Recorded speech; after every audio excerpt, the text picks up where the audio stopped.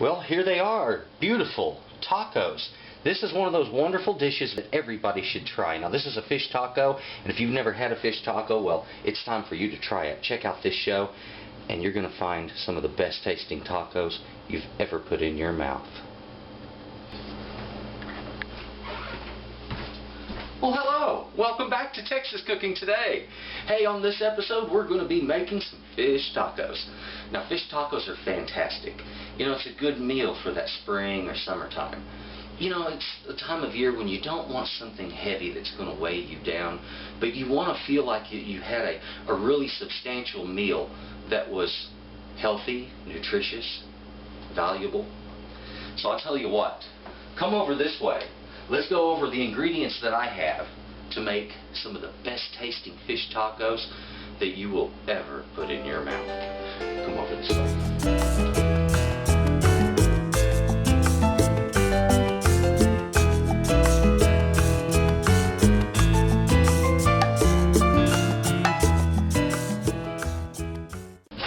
Now, for our ingredients, we have a wonderful selection of all kinds of goodies. But let's start over here with our protein. I have 2 pieces of tilapia here. Now, if you're going to be feeding more than about 2 people, you're probably going to want more than this, but I just decided to pull out this amount and figure 1 fillet per person. As far as the type of fish you use, you can use cod, grouper, red snapper, anything that you decide you want to use, you can use instead of this. So any type of fish that suits you, go with, okay? Now, other ingredients that we want as far as toppings. Well, you know, normally you would just think, okay, maybe some tomatoes, lettuce, and little cheese, right? Okay, well, that's sort of the average taco in the United States. But that's also sort of the average boring in the United States. So what we want to do is to liven that up a little bit. Now, in our leafy greens, I have some cilantro, I have some red tip lettuce here, and also some green lettuce back here. Whatever kind of lettuce you want to use, go right ahead. The lettuce you should use is whichever your favorite is. So go with that, and you'll be right on, dead on for the right thing. Down here I have some sweet peppers, the yellow and orange. These are sweet peppers. This green one is a jalapeno. I have some tomatoes. Now, for this I'm using grape tomatoes. You could use any kind of tomato you want. I like using these because I can cut them into some small rings, and it gives me a nice unique shape instead of just your typical cubed tomato or diced tomato that you see. Now, something that gives me an oniony flavor. I love green onions. They're nice and sharp. They have a slight bitterness to them. It's wonderful in tacos. If you want oniony flavor, use an onion, or if you'd like, I have here, this is a shallot. Now, you can use a shallot because they're in the onion family. They taste like an onion. They're just milder, okay?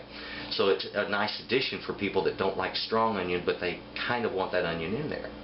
Avocado is a great choice as a topping. So is cheese. Here I have some queso fresco. This is a Mexican cheese, and what queso fresco means is cheese fresh. And this is pretty much, when it comes to the flavor of it and the texture of it, if you took, let's say, some ricotta and pressed out the extra whey so that all that you have there is the curd and allowed it to firm up and dry a little bit, that's basically what you have here. And it's delicious, and it's wonderful on top of tacos. Now, as far as marinating and flavoring our fish, back here I have 4 items. I have some mayonnaise here. Now, you might be thinking, mayonnaise? Why mayonnaise? Trust me, when it comes to fish, mayonnaise works great. Also, so does yogurt. Yogurt can be substituted for the mayonnaise here. A little bit of salt, some paprika, and oregano. And I would recommend that you go with the Mexican oregano if you can find it. It's a little more pungent in flavor, and it really works well when it comes to fish tacos like this. Now, I'll tell you what, the first thing that we need to do is to take these right here. These are our corn tortillas, and I have a white corn tortilla here. And we're going to turn these into our taco shells. Now, you may have seen taco shells made by baking them. I don't like that because the texture isn't right. They come out kind of hard and crunchy rather than light and crispy. And I'm looking for that light, crispy shell. I don't want something hard, crunchy, or hard to chew through.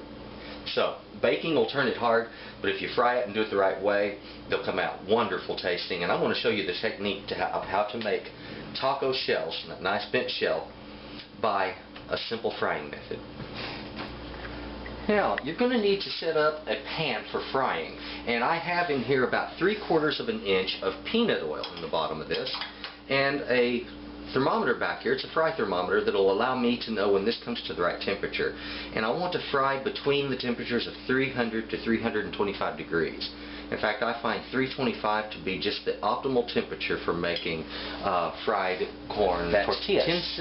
20 seconds, then fold, and then 10, turn over, and another 10.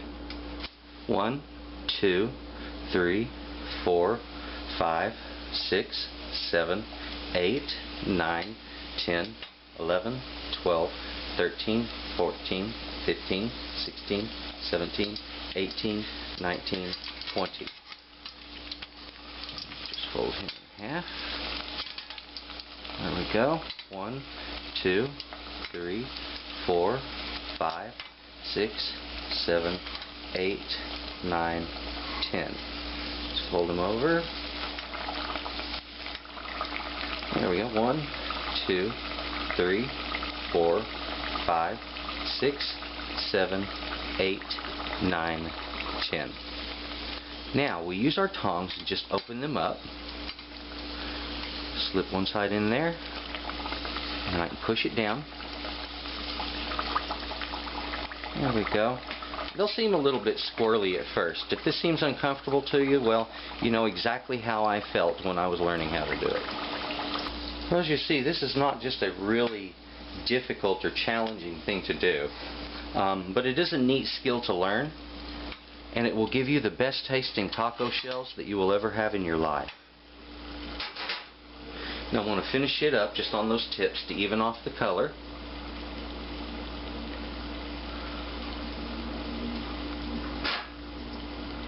Let's take a look at it. Ah, good color all the way around. Isn't that nice? A perfect taco shell. That's all there is to it. I'm going to keep doing that. Now let me show you how you make a tostada. 1, 2, 3, 4, 5, 6, 7, 8, 9, 10, 11, 12, 13, 14, 15, 16, 17, 18, 19, 20. Just flip him over. Now all I want to do is just kind of press it down so that the top comes barely under the oil. This just helps to set it a little quicker. There we go.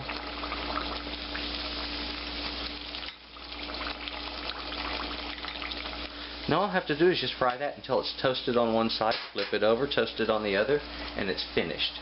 That's how you make your tostadas. Very easy. My frying slows. I have this a beautiful golden on both sides. And all I have to do is just set it up to dry. And what I do is just prop it up like so. Works great for me. Well, I'm going to keep going on this until I get all of my taco shells made. If you would do the same, and we're going to catch up on how to take care of our vegetables. Now, as far as processing our vegetables to get them ready to go, all we have to do is just kind of reduce everything down to a usable product. Now, what I'm going to do is make simple rounds on most of these items. There we go. So one at a time, I'm just going to work everything out. Get these beautiful little tomatoes over here. On those, like I mentioned earlier, I just want to cut nice little rounds.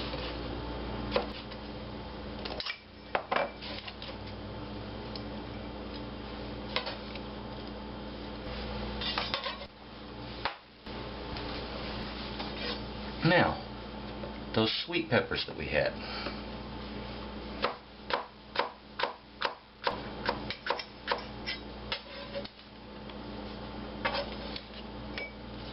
There we go. Beautiful. I'm going to do the exact same thing with my jalapeno.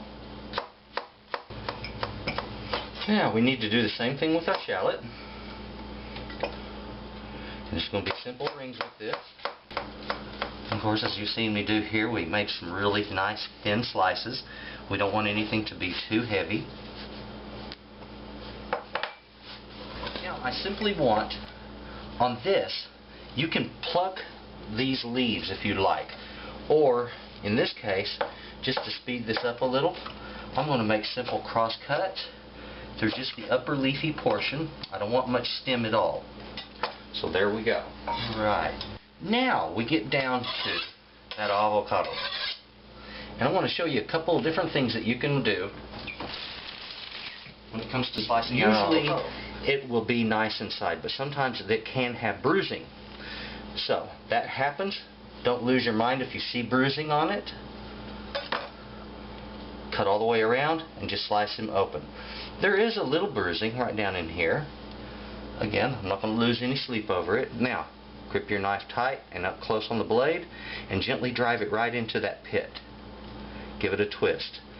And there it is. Your pit's right out on the tip of your knife. You can just rake it off on the sink edge. There we go. Now, two different ways basically of handling avocado like this. One is you can simply peel the outside of it. So watch what I do here.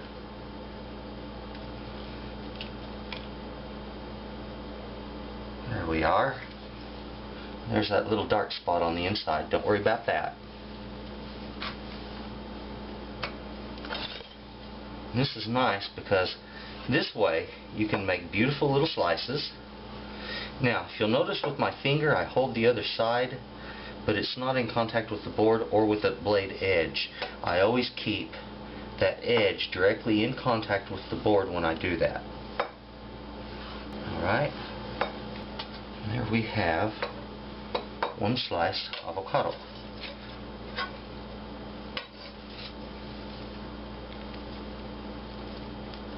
I can fan that a little bit for presentation. Looks lovely this way, doesn't it? Now, the other way that I have to show you, using a paring knife and a very gentle stroke, lightly slice through until you just feel the skin itself. Be gentle with this. You don't want to slice through into your hand. It's a very dangerous technique. But once you learn to feel that skin, this technique works fine. Now, this is called the slice and scoop method. You use a spoon and just slide it right along the skin, and you pull that whole avocado out just like so. Now, isn't that neat? Once again, you fanned it a little bit, and over here on the edge where it's bruised, I want to take off that bruised section. There we go. So there we have beautiful avocado, ready to go. Now on the last of our vegetables, we have just our lettuces to handle. And on these, if you want, you can do a simple shred. I'm going to take this, place it right up here. On this red leaf, all I want to do is just cut off that stem end, like so, and my leaves are finished. I want to present them just like that. So again, you can put that right there, that avocado. So we have our lettuces and our avocado together. It's a beautiful combination display.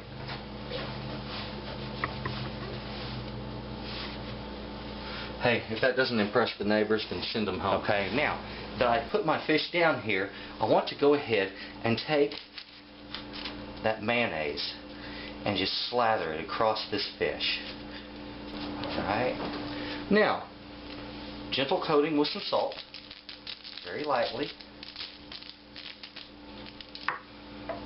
Some paprika. Again, I don't want to just totally kill the fish with this, but I want a light flavor with it. There we go.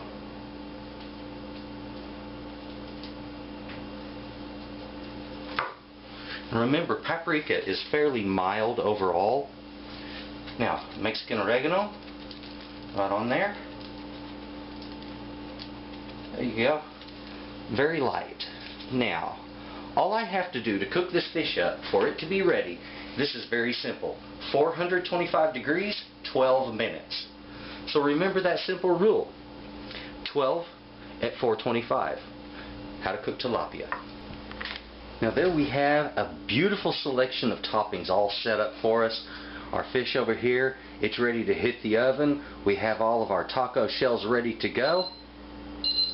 And that's my timer telling me the oven's almost hot enough. Now let's go ahead and get this down in the oven. There we go. Now remember, that is going to be 12 minutes at 425 degrees. Now, I'll go ahead and set my timer here. I've done tilapia so many times and it works like a charm. 12 minutes, 425. Comes out flaky and still light and moist. It's perfect. Okay, we'll see you in 12 minutes and then we're going to make tacos. Look at this. Doesn't get much better than this, guys. Okay. They're perfectly cooked. Now all I need to do is transfer them, and I'm going to use a couple of my turners for this. Slide your turner right up underneath them. Get them on the end.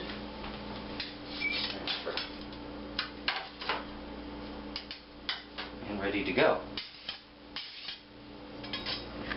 Now remember, tacos are pretty much just an expression of the wonderful fresh ingredients we love the most. In this case, people love fish, and they love fish at certain times of the year, especially spring and summer, because it's a very light dish. So I'm going to go ahead and spread a little out on my tostada. Place a little bit of that beautiful fish right down into my taco shell. I'm going to do one more taco.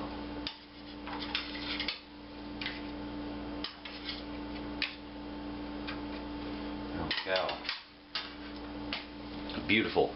Now from there we just have to pick out what kind of goodies that we want to throw down inside of it. And I'm going to start with some of this avocado, because I think avocado is just delicious in a taco. Looks like I got a little bit of that red leaf lettuce in there too. That won't hurt anything. Put in some of these nice little peppers, these sweet peppers. Now, from there, what do I want to do with this? I think I want to put in some of that beautiful green onion that I love so much, and some tomatoes.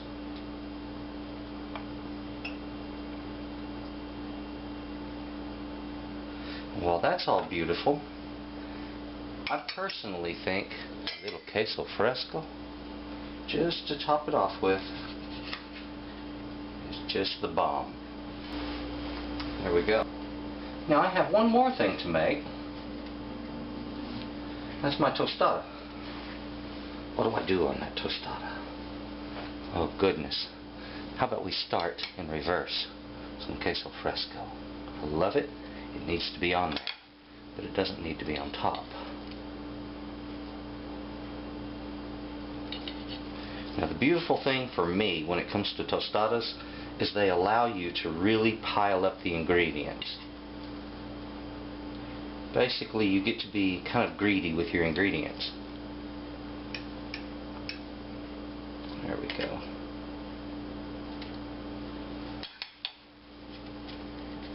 Now, a little edge. It's not the best looking thing. I'm going to get rid of it. It just went away.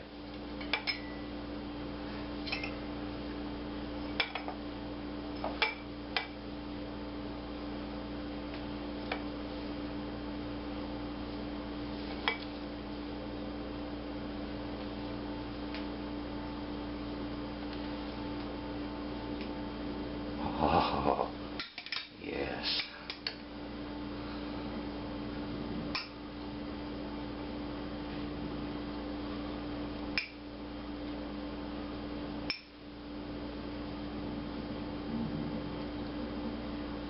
Now that's just coming out beautiful, isn't it?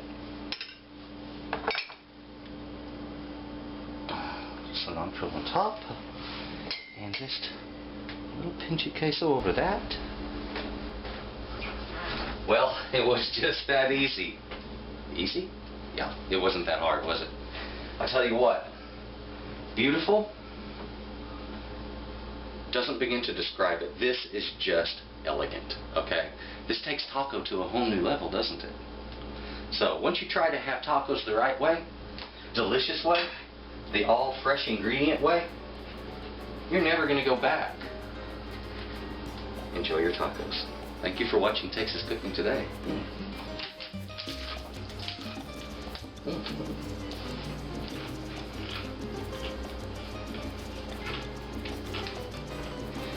Being messy.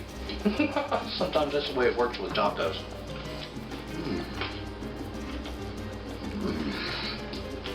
Oh my gosh. The sweetness of the peppers, I perceive immediately. And the spiciness in the fish, and the creaminess of that avocado, the bite of the onion, the sweetness from the tomato. This beautiful harmony, wrapped up in a freshly cooked shell that tastes special all by itself because it was homemade. Folks, give these a try. You're absolutely going to love this kind of taco. These things are delicious. Thank you for watching Texas Cooking Today. Hey, to my subscribers, guys, thank you very much. Thank you for subscribing. And if you haven't, why not? I have great recipes and they're coming out all the time. Please subscribe. You have a good day. Thank you for watching Texas Cooking Today, the show where you can get great recipes and the best techniques are taught. Please subscribe to Texas Cooking Today, where you will always find something hot and ready to eat.